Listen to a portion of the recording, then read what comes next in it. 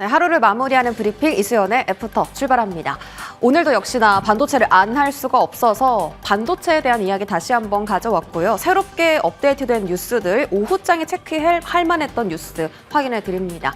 2차 전지가 최근 들어 바닥에서 많이 올라오고 있는데 어떤 이유 때문일까요? 함께 확인하시죠. 먼저 지수의 흐름 보겠습니다.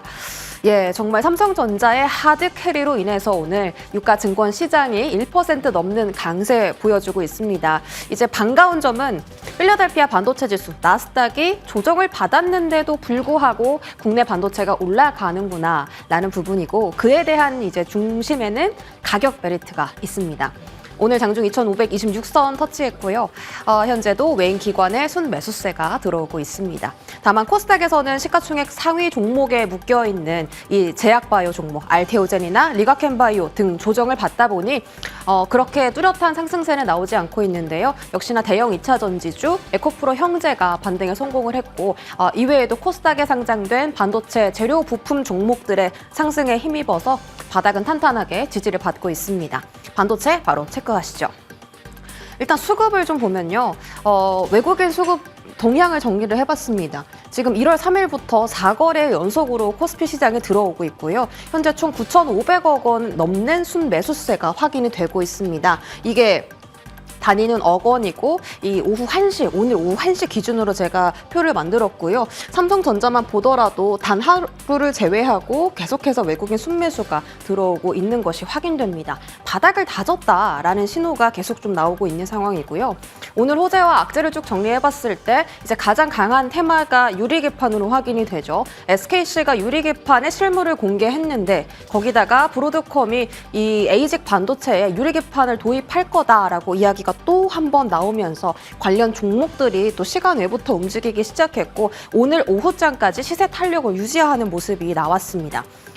이거는 또 오전 11시 구간에서 나온 얘기인데요. 모건 스탠리에서 삼성전자 목표 주가를 65,000원으로 설정을 했고, 비중 확대 의견을 제시를 했습니다. 실적 부진 이미 주가에 반영했다. 물론 메모리 업황 부진할 거다. 가격도 평균 판매 단가도 계속 좀 떨어질 수는 있지만 그래도 그에 대한 우려가 주가에다 반영됐기 때문에 이제 살만한 매력도가 있다라는 거겠죠. 오늘 실제로 삼성전자 가장 많이 사들이는 외국인이 바로 모건 스탠리고요. 그동안 삼성전자를 그렇게 매도했던 CLSA 홍콩 증권사도 오늘 삼성전자를 크게 사들이는 모습이 확인되고 있습니다.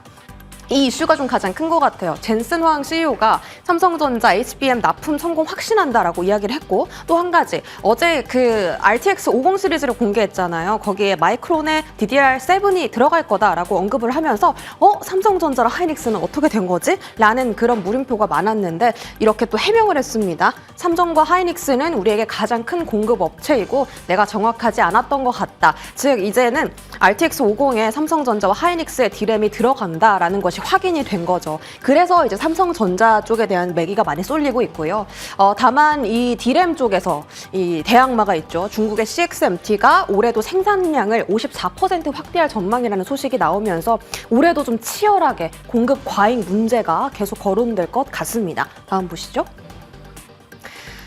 반도체 대장 좀 분류를 해봤는데 이 RTX 50 어제 그 엔비디아 기조 연설에서 공개가 되면서 DDR7 관련주들이 주목을 받습니다. 특히 그 젠슨 황 CEO가 마이크론이라는 단어를 직접 언급하면서 관련 종목들의 움직임이 나왔는데, 어제는 제가 IMT랑 샘CNS, 위드텍 이렇게 세 가지 종목을 알려드렸어요. 근데 오늘 추가적으로 나온 종목들이 있어서 이렇게 표로 정리를 했고, 에이펙트도 오늘 강한 움직임 나왔고, 오늘 오후장의 시세가 가장 탄력적으로 나온 것은 바로 저스템입니다.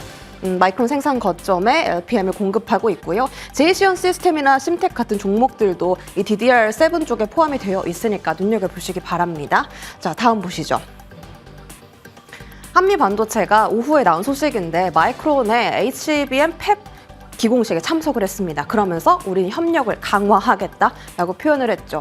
이 기공식에 참석을 했는데 이 공장이 이제 엔비디아와 브로드컴에 들어가는 HBM을 만드는 공장일 것으로 예상을 하고 있더라고요. 그래서 관련해서 오늘 또 장비주들이 집중을 받았는데 특이한 점은 장비주 안에서도 미세화 공정이라든지 세척 공정이라든지 이쪽에 대한 관련주들의 시세가 가장 크게 뛰었습니다. 특히 삼성전자가 지분을 가지고 있는 YC 같은 경우도 오늘 오전 대비해서 가장 탄력적인 움직임을 보여주기도 했습니다. 그리고 DDR7, RTX 50 시리즈에 들어가는 DDR7, 엔비디아에 가장 많은 DDR을 공급한 업체가 바로 삼성전자이기 때문에 삼성전자 쪽 밸류 체인도 함께 보시면 좋을 것 같아요. 다음으로 보시죠.